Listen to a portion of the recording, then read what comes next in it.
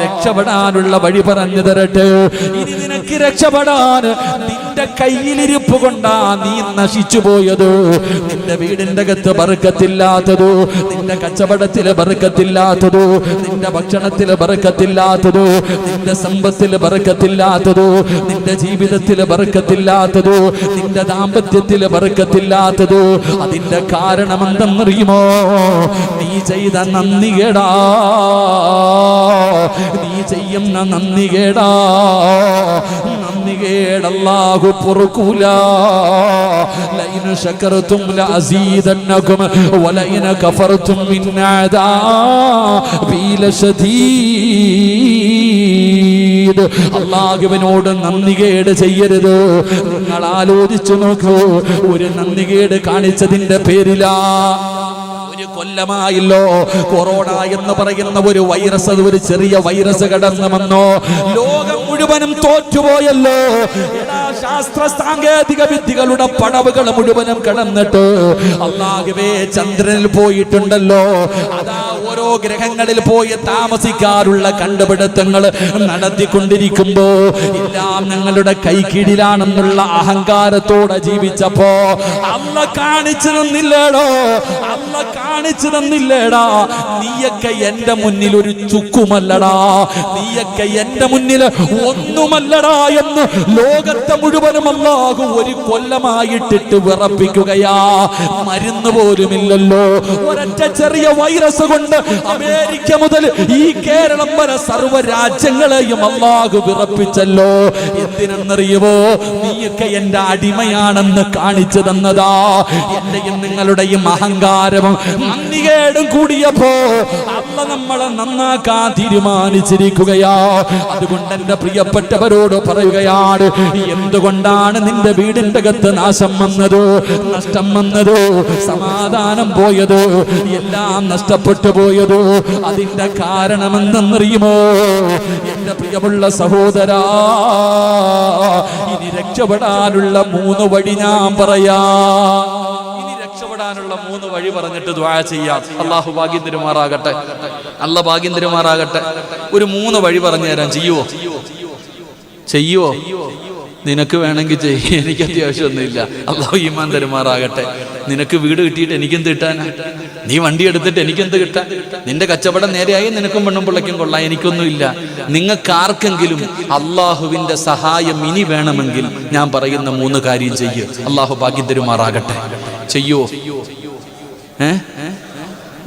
പെൺപിള്ളേർക്ക് പിരിക്കാൻ സമയമായെന്ന് ചിന്തിച്ച് സിറാജ് പിരിക്കാൻ പോവാണെന്ന് വിചാരിച്ചോ? ഇല്ല. നിങ്ങൾ ആരും 5 നയാ പൈസ തരണ്ട, ഒരു കഷ്ടപ്പാടുമില്ല. 3 കാര്യം ചെയ്താൽ അള്ളാഹ് നിന്നെ സഹായിക്കും. അള്ളാഹു സഹായിക്കുമാറാകട്ടെ. ചെയ്യാന്ന് നിയത്തിന്ന് വരുന്ന കൈവക്കിക്ക്. അള്ളാഹുവെ, ഈ ഉയർത്തിയ കൈ മരിക്കുന്ന കാലം വരെ ഒരാളുടെ മുന്നിലും നീട്ടി യാചിക്കേണ്ട അവസ്ഥ തരല്ലേ അല്ലാഹ്. അള്ളാഹുവെ, പിരിവെടുത്തിട്ട് കുടുംബത്തെ പോറ്റേണ്ട അവസ്ഥ തരല്ലേ പടച്ചവനെ. ആ ബഷീർക്ക്, ആ നിൽക്കണ ചങ്ങായിമാർക്ക് ഇരിക്കാൻ കസേര ഉണ്ടല്ലോ, അപ്പൊ ഒന്ന് കയറിയിരിക്കടോ. എന്തിനാ അവിടെ ഇങ്ങനെ നിൽക്കണേ? നിങ്ങൾ ഇങ്ങനെ നിൽക്കുന്ന കാണുമ്പോൾ തന്നെ വിഷമം. സംഘാടകരെന്താ ബഷീർ സാധനമല്ലോ. ആ സംഘാടകർ ആ കസേര പുറക്കിട്ട് അങ്ങോട്ട് കൊണ്ടിട്ടുള്ളൂ. ആ പാവങ്ങൾ അവിടെയെങ്കിലും ഇരിക്കട്ടെ. നിങ്ങൾ ആ ബാക്ക് സൈഡിൽ ഇരിക്കുന്നവർ എഴുന്നേറ്റിട്ട് ഈ സൈഡിലോട്ട് ഇരുന്ന് അവരെങ്കിലും ഇരിക്കുറോ? നിങ്ങൾ ഇങ്ങോട്ട് ഇറങ്ങി അല്ലാഹ് സ്വർഗം തരുമെന്ന് എഴുന്നേറ്റ് ബാക്കിൽ നിൽക്കുന്നവർ, ആ ബാക്ക് സൈഡിൽ ഇരിക്കുന്നവർ എഴുന്നേറ്റ് ഇങ്ങോട്ടും തിരുന്ന് ഈ ഒഴിഞ്ഞ കസേരയിലോട്ടൊന്ന് കയറിയിരി. നിങ്ങൾക്ക് അല്ലാഹ് സ്വർഗം തരും. കാരണം അവർക്ക് ഇങ്ങോട്ട് വന്നിരിക്കാനുള്ള ബുദ്ധിമുട്ടുണ്ടല്ലേ. ഒന്നും മാറിയിരിക്കും. അൽഹംദുലില്ലാഹ്. 3 നന്മകൾ പഠിച്ചിട്ട് നമുക്ക് ദുആ ചെയ്യാം. 9:30 ആയോപ്പാ? 9:15 ഇൻഷാ അല്ലാഹ്. 3 നന്മകൾ. ഈ പറയുന്ന 3 നന്മകൾ ചെയ്താൽ നമ്മുടെ വീടിന്റെ അകത്ത് അള്ളാഹു നമുക്ക് ബറക്കത്തും സന്തോഷവും സമാധാനവും തരും. അള്ളാഹു നൽകി അനുഗ്രഹിക്കുമാറാകട്ടെ. ഇൻഷാ അല്ലാഹ്. ചെയ്തൂടെ പറ ഇൻഷാ അല്ലാഹ്. പറ. ഇതിപ്പോ വേണ്ടേ? അള്ളാഹു നമുക്ക് സമ്പത്ത് നൽകി അനുഗ്രഹിക്കുമാറാകട്ടെ.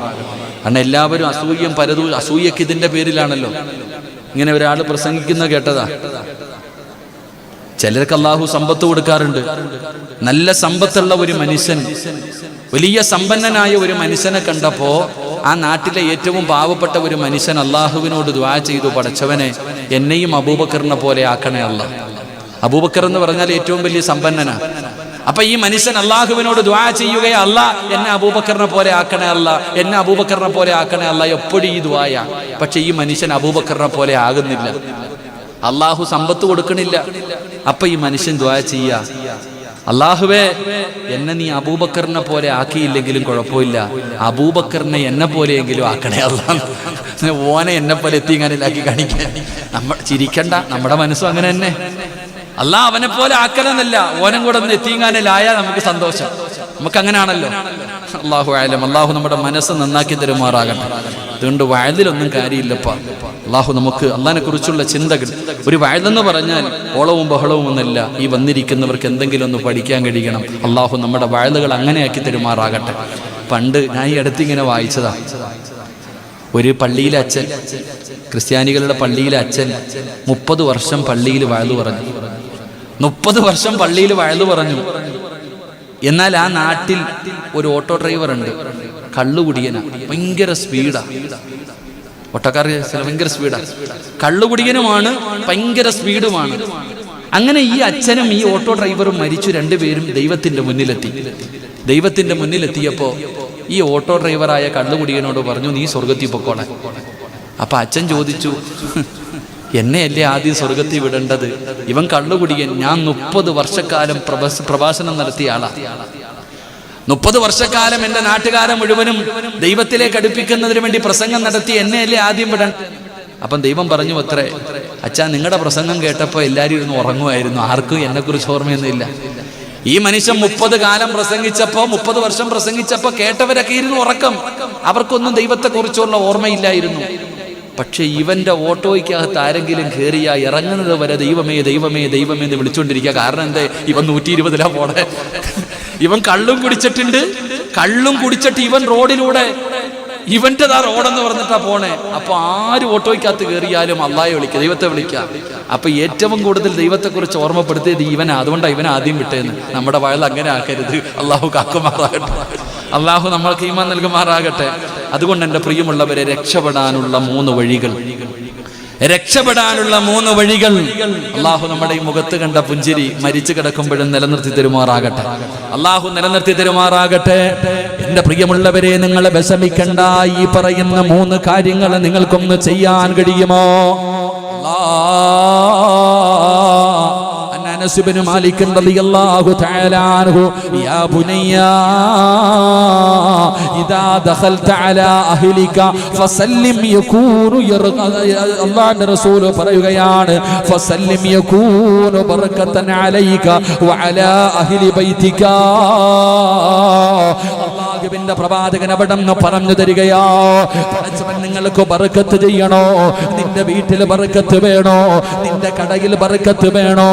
നിന്റെ വാഹനത്തിൽ ബറക്കത്ത് വേണോ? നിന്റെ കച്ചവടങ്ങളിൽ ബറക്കത്ത് വേണോ? അല്ലാഹുവിന്റെ പ്രവാചകൻ അനസ് ഇബ്നു മാലിക് റളിയല്ലാഹു തആല അൻഹുവിനോട് വീട്ടിലേക്ക് പോകുന്ന അനസിനെ വിളിച്ചിട്ട് അല്ലാഹുവിന്റെ റസൂൽ പറഞ്ഞു, യാ ബുനയ്യ, ഈ പൊന്നുമോനെ,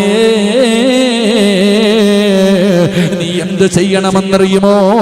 ഇദാ ദഖൽത അലാ അഹ്ലിക, നീ നിന്റെ കുടുംബത്തിലേക്ക് ചെന്നാൽ, നീ നിന്റെ വീടിന്റെ മുന്നിലേക്ക് ചെന്നാൽ, നീ വീടിന്റെ അകത്ത് കയറുന്നതിന് മുമ്പ് നീ പറയണേ, അസ്സലാമു അലൈക്കും വറഹ്മത്തുള്ളാഹി തആല വബറകാതുഹു. നീ സലാം പറഞ്ഞാ നിനക്കും നിന്റെ വീട്ടുകാർക്കും അല്ലാഹു ബർക്കത്ത് ചെയ്യുമെന്ന് ആദരവായ പ്രവാചകൻ നബി മുഹമ്മദ് മുസ്തഫ സല്ലല്ലാഹു അലൈഹി വസല്ലം. അല്ലാഹു ഈമാൻ തരുമാറാകട്ടെ. എന്തേ പറഞ്ഞത്? നീ വീട്ടിലേക്ക് ചെന്നാൽ നിന്റെ വീട്ടുകാരോട് നീ സലാം പറ, അല്ലാഹു നിനക്ക് രക്ഷപ്പെടുത്തി തരുമെന്ന് നബി മുഹമ്മദ് മുസ്തഫ. വീട്ടിൽ ചെല്ലുമ്പോ സലാം പറയുന്ന എത്ര പേരുണ്ട്?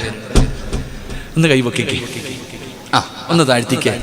എങ്ങനാ സലാം പറയാ? അസ്സലാമു അലൈക്കും. സലാം 3 രീതിയിൽ. 1 അസ്സലാമു അലൈക്കും, 2 അസ്സലാമു അലൈക്കും വറഹ്മത്തുള്ളാഹി, 3 അസ്സലാമു അലൈക്കും വറഹ്മത്തുള്ളാഹി തആല വബറകാതുഹു. ഇതിലെ ഏതാ പിടിക്കേണ്ടത്? എങ്ങനെ സലാം പറയേണ്ടത്? അസ്സലാമു അലൈക്കും വറഹ്മത്തുള്ളാഹി തആല. ഇത് പരിപൂർണമായിട്ട് പറയണം, പകുതി വേണ്ട. KL 15 N 78 79 വാഗനർ വണ്ടിയാണ്. ദയവ് ചെയ്തൊന്ന് മാറ്റി കൊടുക്കുക. KA 12B 30 26 അത് ഓട്ടോയാണെന്ന് തോന്നുന്നു. ഒരു ഓട്ടോയും ഒരു വാഗനറും. ഒന്ന് ദയവ് ചെയ്തു, കാരണം അവിടെ വണ്ടി തടസ്സമായി കിടക്കുന്നത് കൊണ്ടാണ്. എന്റെ പ്രിയമുള്ള സഹോദരങ്ങളെ, നീ നിന്റെ വീട്ടിൽ ചെല്ലുമ്പോ നീ സലാം പറ. നീ സലാം പറഞ്ഞാൽ നിനക്കും നിന്റെ വീട്ടുകാർക്കും അള്ളാഹു ബർക്കത്ത് ചെയ്യുമെന്ന് നബി മുഹമ്മദ് മുസ്തഫ. നമ്മള് പലരും ആരാപ്പ മടിയ പെണ്ണുമ്പിള്ളയുടെ മുഖത്ത് നോക്കിയിട്ട് എങ്ങനെ സലാം പറയും? അല്ലേ, നാണക്കേട്. ഇന്ന് വയലങ്ങാനം കഴിഞ്ഞിട്ട് വീട്ടിൽ പോയിട്ട് ഇങ്ങനെ ബെല്ലടിക്കും. ആമിനാത്ത ഉറക്കത്തിൽ നിന്ന് എഴുന്നേറ്റ് ഇങ്ങനെ ടിവിയുടെ ഫ്രണ്ടില്ല, 10 മണി ആയതുകൊണ്ട് ഓളിങ്ങനെ എഴുന്നേറ്റ് വരുമ്പോ അസ്സലാമു അലൈക്കും വറഹ്മത്തുള്ളാഹി തആല വബറകാതുഹു ഓള് വെടികൊണ്ടതുപോലെ നിൽക്കുക. കാരണം ആദ്യമായിട്ട് നടക്കുക. എന്ത് പറ്റി അല്ലാ ഇങ്ങാർക്ക്? വല്ലതും കൂടിയോ? അതാ ചിരിക്കണ്ട, നീ വീട്ടിൽ പോയി പറഞ്ഞു നോക്ക്. കാരണം ഇന്ന് വരെ നീ പറഞ്ഞിട്ടില്ല. ഫോൺ വിളിച്ചാൽ തന്നെ ഹലോ. പെണ്ണുംപിള്ളയെ അപ്പൊ പറയൂ ഉസ്താദെ, അറിയാത്ത നമ്പരല്ലേ. എടാ, സ്വന്തം പെണ്ണുംപിള്ള വിളിക്കുമ്പോ സലാം പറയണ എത്ര പേരുണ്ട്? എടാ, നിന്റെ മൊബൈലിൽ സേവ് ചെയ്ത് വെച്ചിട്ടുണ്ട് പലരുടെയും നമ്പര്. നീ വിളിക്കുമ്പോ വിളിക്കുന്നത് ആരാണെന്ന് നിനക്കറിയാം. മുസ്ലിമാണോ അമുസ്ലിമാണോ നിനക്കറിയാം. എന്നാലും നീ ഹലോ അതന്നെ. എന്നാ സലാം പറയാൻ എന്തേ പഠിക്കാത്ത? എന്തേ? അള്ളാഹുവിന്റെ ഗുണവും രക്ഷയും നിന്റെ മേലുണ്ടാകട്ടെ. എന്തൊരു ദുആയ. വഅലൈക്കുമുസ്സലാം റഹ്മത്തുള്ളാഹി തആല. എന്തു പറ്റി?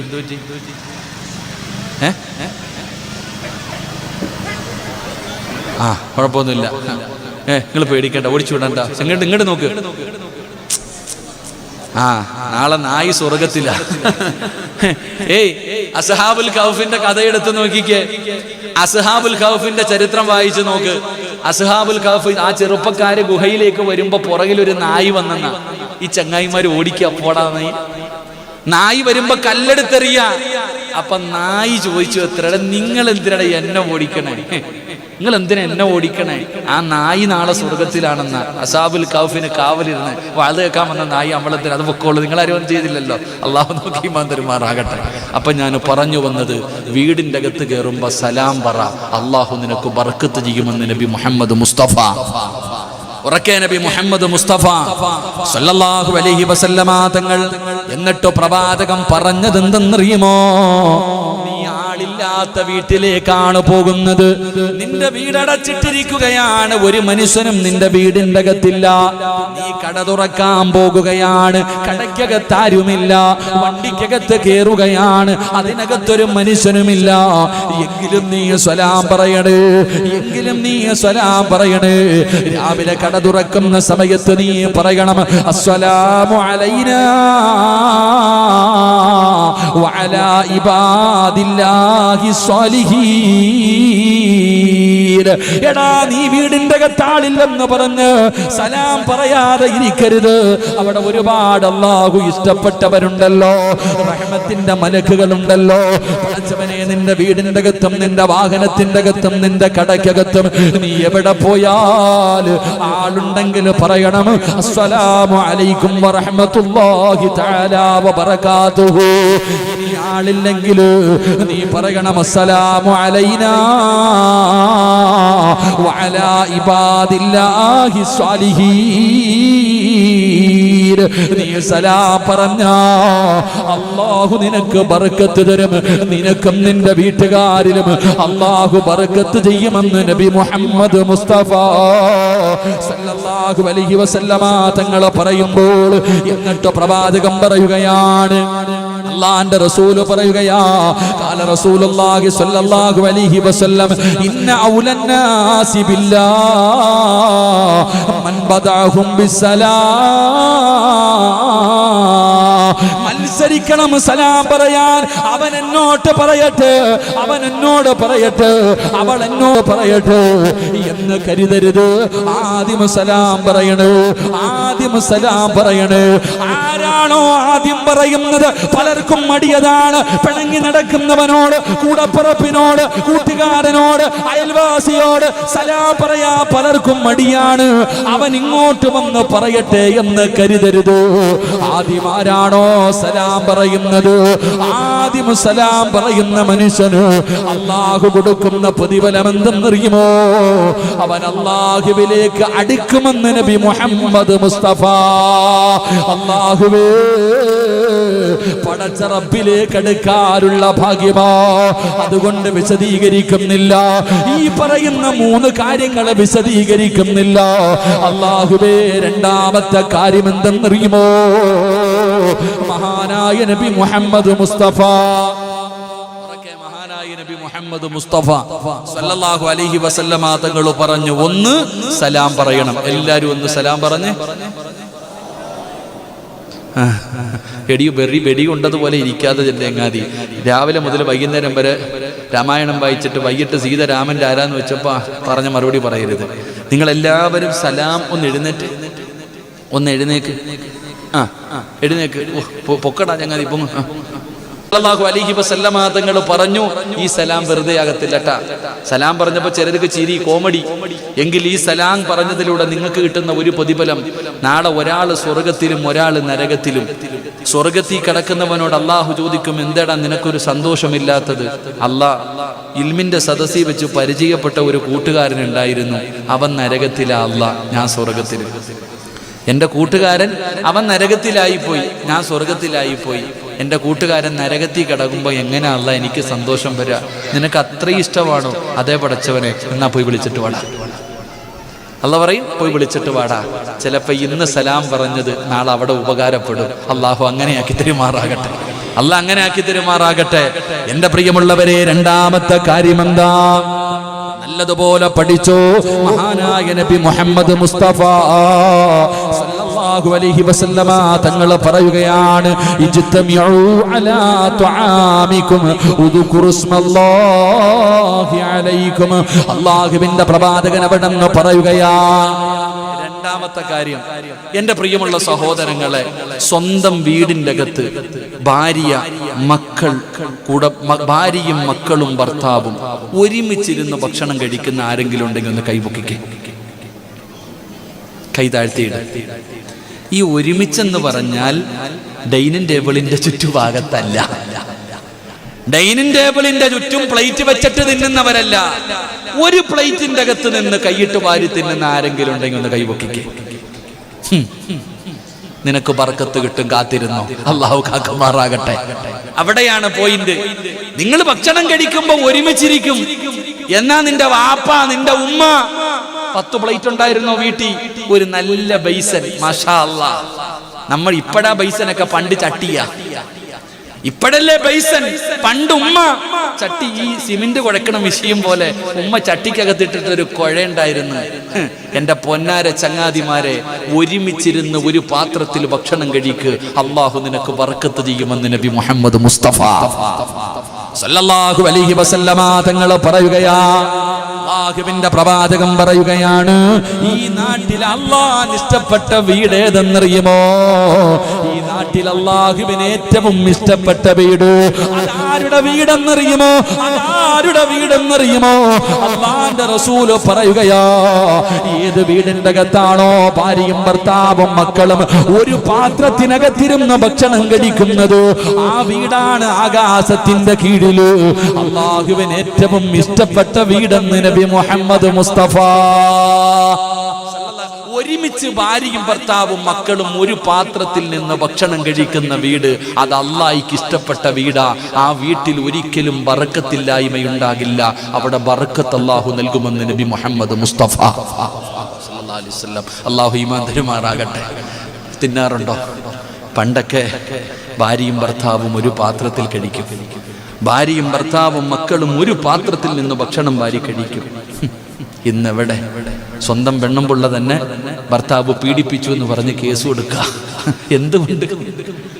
സ്വന്തം ഭർത്താവിനെ പീഡിപ്പിച്ചെന്ന കേസ് ഒന്ന് അടിച്ചു വിരിഞ്ഞാൽ മതി. പിന്നെ ഏറ്റവും വലിയ എന്തുകൊണ്ടെന്നറിയോ? നിങ്ങൾ നോക്ക്, എടാ, കൂടപ്പിറപ്പുകൾക്കാടാ ഏറ്റവും വലിയ ശത്രുത, നാട്ടുകാർക്കല്ല. ഒരുത്തൻ നന്നാവുന്നത് ഇവന് തന്നെ ഇഷ്ടപ്പെടത്തില്ല. നിങ്ങൾ ചിന്തിച്ചു നോക്ക്. പണ്ട് കൂടപ്പിറപ്പുകൾ എന്ന് പറഞ്ഞാൽ ഒരു ബന്ധമുണ്ടായിരുന്നു. ഈ ഒരു പ്ലേറ്റിൽ നിന്ന് ഭക്ഷണം കഴിക്കുമ്പോൾ പണ്ട് നമ്മുടെ ഉമ്മമാര് നമുക്ക് ചോറ് വരും. പടച്ചോനെ, ഉമ്മ ഇങ്ങനെ കുഴയ്ക്കും, കറിയും ചമ്മന്തിയും രസമൊക്കെ ഇട്ടങ്ങോട്ട് കുഴച്ചിട്ട് ഉമ്മ ഇങ്ങനെ ചോദിക്കും, വേണോടാ? ഓടിച്ചെല്ലും താവുമ്മ എന്ന് പറഞ്ഞു അല്ലേ? അള്ളാഹു നമ്മുടെ ഉമ്മമാർ മരിച്ചുപോയവർക്ക് അള്ളാഹു പുറത്തു കൊടുക്കുമാറാകട്ടെ. ജീവിച്ചിരിക്കുന്നവർക്ക് അള്ളാഹു ദീർഘായുസ് നൽകുമാറാകട്ടെ.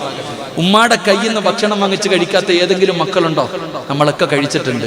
എന്നാൽ നിങ്ങൾ ഇന്ന് വീട്ടിൽ പോകണം. ഇന്ന് നിങ്ങൾ വീട്ടിൽ പോയിട്ട് ഒരു 5 വയസ്സ്, കൂടുതലൊന്നും വേണ്ട, ഒരു 5 or 6 വയസ്സുള്ള, ഒരു 4 or 5 വയസ്സുള്ള മകന്റെ മുന്നിൽ വെച്ചിട്ട് ചോറ് വാരി പാത്രത്തിൽ ഇട്ടിട്ട് ഇളക്കണം. കറിയും ചോറെല്ലാം കൂടി ഇട്ട് ഇങ്ങനെ അങ്ങോട്ട് കുഴച്ചിട്ട് ചോദിക്കണം, വേണോടാ? അവൻ പറയും വാപ്പ തിന്നോളെ. കാരണം അവൻ വേസ്റ്റ് എന്നാ വിചാരിക്കണേ. ഉപ്പ കൈയിട്ടാ പിന്നെ ആര് തിന്നാൻ? നിങ്ങൾ ചിരിച്ചതല്ല, നിങ്ങൾ ചെയ്തു നോക്ക്. നിന്റെ മകന്റെ മുന്നിൽ വെച്ച് നീ ചോറിളക്കിയിട്ട് വേണോന്ന് ചോദിര്, അവന് വേണം. ഒരാൾ കൈയിട്ട് തിന്നാൻ പാടില്ല. സ്വന്തം വാപ്പയാണെങ്കിലും ഉമ്മയാണെങ്കിലും എന്തിന്? നീ തിന്നതിന്റെ ബാക്കി നിന്റെ പെണ്ണുമ്പോൾ തിന്നോ? നീ കഴിച്ചതിന്റെ ബാക്കി നിന്റെ ഭാര്യ തിന്നോ? തിന്നൂല്ല. കാരണം എന്തേ? അങ്ങനെ പഠിച്ചിട്ടില്ല. എന്റെ പ്രിയപ്പെട്ട സഹോദരങ്ങളെ, ഹാരിസിന്റെ മകൻ മുഹമ്മദ്, ബാക്കി എന്താ, മുഹമ്മദ് അമീൻ ഇവിടെ ഉണ്ടെങ്കിൽ, മുഹമ്മദ് അമീൻ എന്ന് പറഞ്ഞ മോനുണ്ടെങ്കിൽ ഒന്ന് കൈവക്കിക്കുക. മോൻ ഇവിടെ ഉണ്ടെങ്കിൽ അവൻ വണ്ടി ഇരുന്ന് വാത് കേൾക്കുന്നുണ്ട്. വാപ്പ ടെൻഷനൊന്നും അടിക്കേണ്ട, അവൻ സ്വർഗത്തിയുണ്ട്, നീ അവിടെ തന്നെ ഇരുന്നോ. വാപ്പ ടെൻഷനില്ല, മോനെ കാണുന്നില്ലെന്ന്. വാപ്പ പുറത്തും മോൻ സ്വർഗത്തിന്റെ മുന്നിലുവാ. അള്ളാഹു അവന്റെ കൈ പിടിച്ചു പോകാൻ വാപ്പയ്ക്ക് ഭാഗ്യം കൊടുക്കുമാറാകട്ടെ. എന്റെ പ്രിയമുള്ള സഹോദരങ്ങളെ, നിങ്ങളെ വീടിന്റെ അകത്ത് ഒരുമിച്ചിരുന്ന് ഭക്ഷണം കഴിക്ക്. ഒരു ഭാര്യയും ഭർത്താവും കൂടെ ഒരു പാത്രത്തിന്റെ അകത്തുനിന്ന് ഭക്ഷണം കഴിക്കുമ്പോ മനസ്സുകൾ തമ്മിൽ സ്നേഹമുണ്ട്, മനസ്സുകൾ തമ്മിൽ അടുക്കുകയാ, സ്നേഹബന്ധങ്ങളുണ്ട്. ഉമ്മയാരാ, ഉപ്പയാരാ, കൂടപ്പുറപ്പാരാ, ഒരു ബന്ധമുണ്ടായിരുന്നു. ഇന്ന് അങ്ങനല്ല. ഉമ്മ അടുക്കളയിൽ, ഉമ്മ ഭക്ഷണം കഴിക്കുന്നത് അടുക്കളയിൽ, മകള് ടിവിയുടെ മുന്നിൽ, വാപ്പ ജോലിയും കഴിഞ്ഞ് എപ്പോഴെങ്കിലും വന്ന് തിന്നു. ഇതന്നെ, ഒരുമിച്ചിരുന്ന് കഴിക്കുന്നില്ല. അതുകൊണ്ട് അള്ളാഹു നിന്റെ ജീവിതത്തിൽ ബറക്കത്ത് ചെയ്യണോ, നാളെ രാവിലെ പോയിട്ട് നല്ല ഒരു ബൈസം വാങ്ങും. നല്ലൊരു ബൈസം വാങ്ങിയിട്ട് എന്ത് ചെയ്യണം? ഒരുമിച്ചിരുന്നിട്ട് എല്ലാവരും കൂടെ ഭക്ഷണം കഴിക്ക്. നിന്റെ ജീവിതത്തിൽ ബറക്കത്തുണ്ടാകും. അള്ളാഹു ഭാഗ്യം തരുമാറാകട്ടെ. ഇൻഷാ അല്ലാഹ്, ഇൻഷാ അല്ലാഹ്. കഴിക്കാന്ന് നിയ്യത്ത് ചെയ്യുന്നവരെ കൈവക്കിക്ക്. ഇന്ന് രാത്രി മുതൽ ഒരുമിച്ചിരുന്ന ഭക്ഷണം കഴിച്ചു പഠിക്ക്. അള്ളാഹു നമുക്ക് ബറക്കത്ത് ചെയ്യുമാറാകട്ടെ. 3 എന്റെ പ്രിയമുള്ള സഹോദരങ്ങളെ, ഞാൻ നിർത്തുകയാണ്. അല്ലാഹുവിന്റെ പ്രവാചകൻ സല്ലല്ലാഹു അലൈഹി വസല്ലമ തങ്ങൾ പറയുകയാ, ഈ 2 കാര്യങ്ങൾ നിങ്ങൾ ചെയ്തതിലൂടെ നിങ്ങൾക്ക് ബർക്കത്താണ്. 3ാമത്തെ കാര്യം എന്തെന്നറിയുമോ? നിന്റെ വീടിന്റെ ഐശ്വര്യം പോകാൻ, നിന്റെ കച്ചവടം മുഴുവനും നഷ്ടത്തിലാകാൻ, നീ ഇത്രയും പെട്ടെന്ന് ഒന്നുമില്ലാത്തവനാകാനുള്ള കാരണം എന്തെന്നറിയുമോ?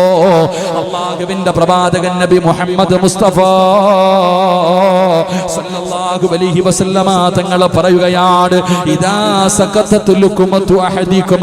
അല്ലാഹുവിന്റെ പ്രവാചകൻ സല്ലല്ലാഹു അലൈഹി വസല്ലമ തങ്ങൾ ആയിഷ ബീബി റളിയല്ലാഹു തആല അൻഹയുടെ വീടിന്റെ അകത്തേക്ക് കടന്നു വരികയാ.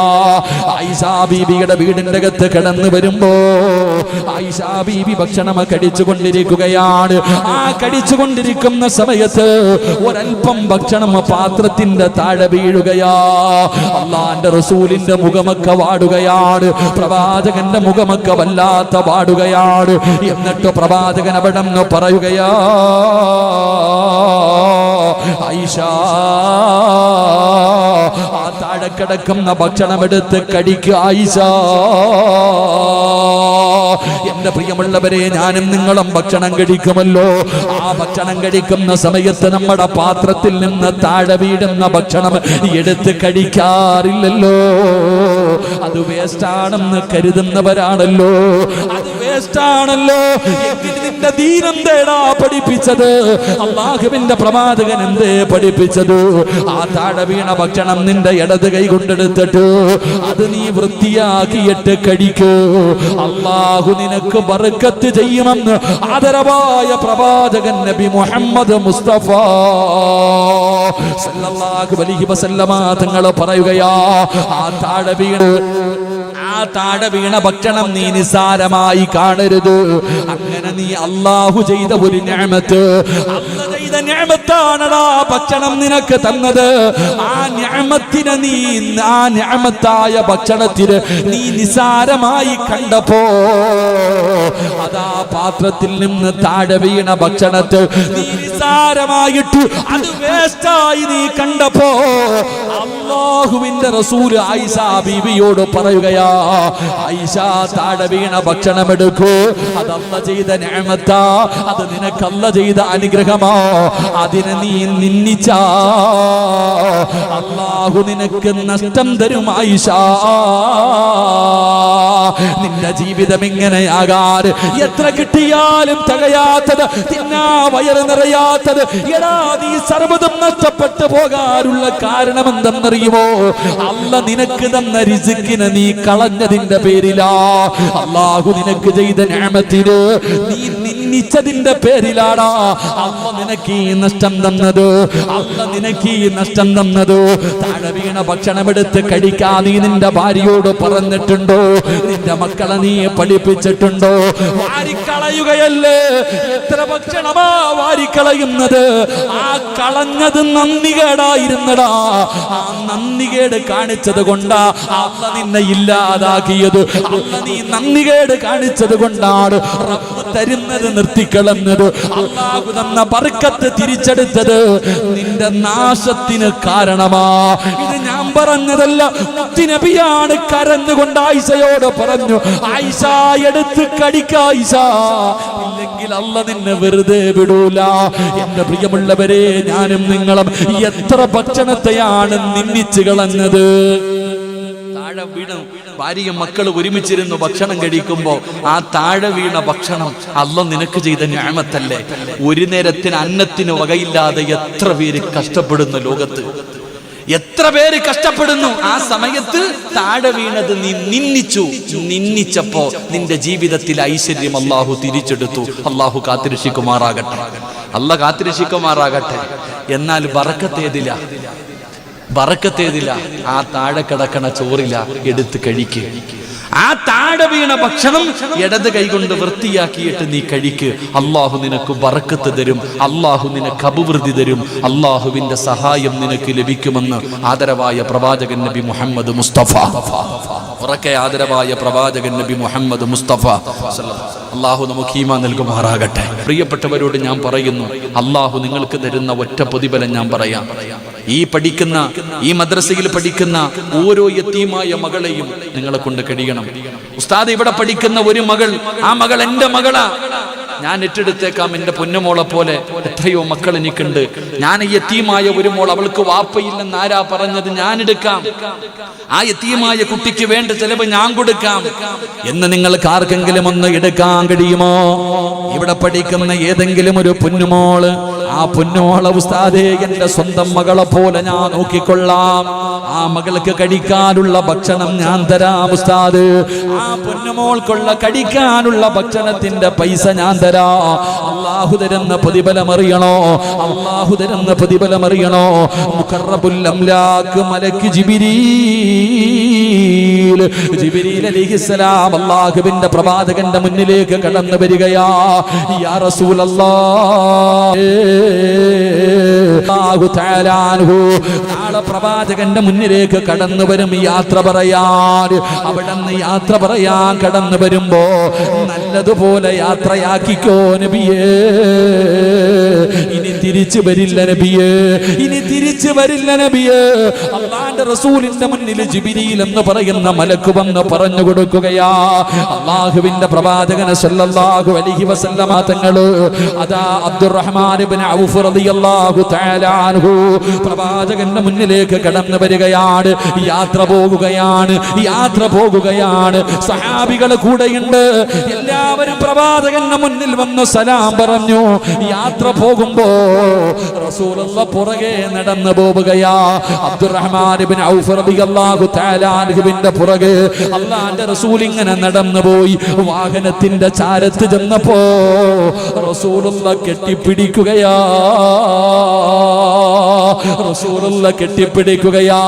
അബ്ദുറഹ്മാൻ ഇബ്നു ഔഫ് തങ്ങൾക്ക് അത്ഭുതമായി. എന്തേ മുത്തുനബി എന്നെ ഇങ്ങനെ കെട്ടിപ്പിടിക്കുന്നത്? ഇതുപോലെ പ്രവാചകൻ ഇങ്ങനെ യാത്ര പറഞ്ഞിട്ടില്ലല്ലോ. യാത്രയ്ക്ക് പോകുമ്പോഴും റസൂലുള്ളാഹി എന്നെ ഇതുപോലെ യാത്ര അയച്ചിട്ടില്ല. ഇന്നെന്തേ ഒരു പ്രത്യേകത? ഇന്നെന്തേ എന്തേ ഒരു പ്രത്യേകത?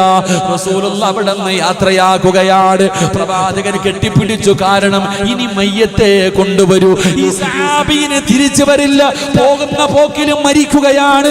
ജിബ്രീലാണ് വന്ന് പറഞ്ഞത്. അല്ലാഹുവിന്റെ പ്രവാചകൻ അവിടുന്ന് യാത്രയാക്കി തിരിച്ചു വരുമ്പോ സ്വഹാബത്ത് ചോദിക്കുന്നു, നബിയേ യാ റസൂലല്ലാഹ്, എന്തേ നബിയേ ഇന്നൊരു വല്ലാത്ത പ്രത്യേകത? റസൂലുള്ളാഹിയുടെ കണ്ണ് നിറയുന്നുണ്ട്, മുത്തുനബിയുടെ കണ്ണ് നിറയുന്നുണ്ട്. പ്രവാചകന് പറയാൻ കഴിയില്ലല്ലോ ഇനി ഈ സഹാബി തിരിച്ചു വരില്ലെന്ന്. അല്ലാഹുവിന്റെ പ്രവാചകൻ അവിടെന്ന് പറഞ്ഞു, നിങ്ങൾക്ക് പിന്നീട് മനസ്സിലാകുന്നു സഹാബ, ഈ പെൺമക്കൾക്ക് ഭക്ഷണം കൊടുക്കുന്നവർ, ഈ യതീമായ മക്കളെ പോറ്റുന്നവർ, ഈ യതീഖാനയ്ക്ക് വേണ്ടി 1 രൂപ കൊടുക്കുന്നവർ, അല്ലാഹ് നിങ്ങൾക്ക് തരുന്ന പ്രതിഫലം അറിയണോ? മഹാനായ പ്രവാചകൻ സല്ലല്ലാഹു അലൈഹി വസല്ലമ തങ്ങൾ അബ്ദുറഹ്മാൻ ഇബ്നു ഔഫ് തങ്ങളെ യാത്രയാക്കുകയാണ്. പടച്ചവനെ, ഒരു ദിവസം അല്ലാഹുവിന്റെ റസൂൽ സഹാബത്തിന്റെ മുന്നിലിരിക്കുമ്പോ മസ്ജിദുൻ നബവിയിൽ മുത്തുനബിയുടെ മുന്നിൽ ഒരു സഹാബി വരികയാ. ആരാ കടന്നു വരുന്നത്? അബ്ദുറഹ്മാൻ ഇബ്നു ഔഫ് റളിയല്ലാഹു തആല അൻഹു ജീവനോടെ തിരിച്ചു വരികയാ. ജിബ്രീൽ മരിച്ചു പോകുമെന്ന് പറഞ്ഞ സ്വഹാബി, ഇനി തിരിച്ചു വരില്ലെന്ന് പറഞ്ഞ സ്വഹാബി, മുത്തുനബി യാത്രയാക്കിയ സഹാബി റസൂലുള്ളാഹിയുടെ മുന്നിൽ ജീവനോടെ കയറി വന്നിട്ട്, യാ റസൂലല്ലാഹ്, മുത്തുനബിയോട് സലാം പറയുകയാ. റസൂലുള്ളാഹി അത്ഭുതമായി, മുത്തുനബി അത്ഭുതമായി. എന്തേ സംഭവിച്ചത്? എന്തേ സംഭവിച്ചത്? അല്ലാഹുവിന്റെ റസൂൽ ചോദിക്കുന്നു, ജിബ്രീലേ എന്തേ സംഭവിച്ചത്? യാ റസൂലല്ലാഹ്, അല്ലാഹുവിന്റെ നബിയേ, ഇവരിങ്ങനെ യാത്ര പോയപ്പോ വല്ലാത്ത ക്ഷീണമായി. എല്ലാവരും പറഞ്ഞു, നമുക്കൊരിടത്ത് കിടക്കാം.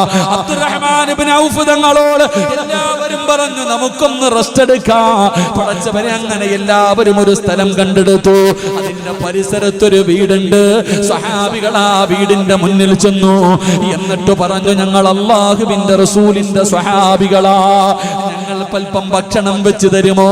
ഞങ്ങൾക്കൽപ്പം ഭക്ഷണം വെച്ച് തരുമോ? ഒരു പ്രായമുള്ള ഉമ്മയോട് പറയുമ്പോ ആ ഉമ്മ റസൂലുള്ളാഹിയുടെ സഹാബത്തെന്ന് കേൾക്കുമ്പോ അവിടെന്ന് പറഞ്ഞു, ഞങ്ങളുടെ ഭക്ഷണം വെച്ച് തരാ. എല്ലാവരും പോയി കിടന്നു. അവസാനം എഴുന്നേറ്റ് കഴിയുമ്പോ എല്ലാവർക്കും ഭക്ഷണം തയ്യാറാക്കി വെച്ചിരിക്കുകയാ. എല്ലാവരും ഭക്ഷണം കഴിച്ചു. എന്നിട്ട് അബ്ദുറഹ്മാൻ ഇബ്നു ഔഫ് റളിയല്ലാഹു തആല അൻഹുവിനോട് സ്വഹാബികൾ പറഞ്ഞു, തങ്ങള് ആ കാണുന്ന വീട്ടിൽ ഉമ്മയല്ലാതെ വേറെ ആരോ ഉണ്ട്. ആ പ്രായമുള്ള ഉമ്മയ്ക്ക് ഒറ്റയ്ക്ക് ഇത്രയും ഭക്ഷണം വെച്ച് തരാൻ കഴിയില്ല. അവിടെ വേറെ ആരോ ഉണ്ട്. അങ്ങനെ അബ്ദുറഹ്മാൻ ഇബ്നു ഔഫ് റളിയല്ലാഹു തആല അൻഹു ആ വീടിന്റെ മുന്നിൽ ചെന്നു.